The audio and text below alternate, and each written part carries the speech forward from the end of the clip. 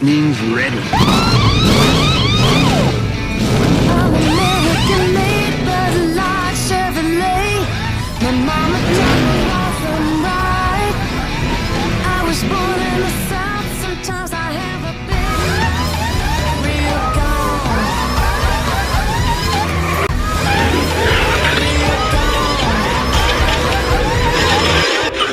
Three cars are tied for the season points lead, heading into the final race of the season. And the winner of this race, Darrell, will win the season title and the Piston Cup.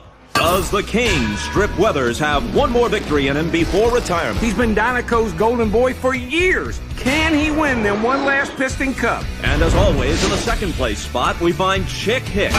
He's been chasing that tail fin his entire career. Chick thought this was his year, Bob. His chance to finally emerge from the King's shadow. But the last thing he expected was Lightning McQueen! You know, I don't think anybody expected this. The rookie sensation came into the season unknown, but everyone knows him now. Will he be the first rookie to win a Piston Cup and land Dinoco? The legend, the runner-up, and the rookie. 3 cars, 1 champion.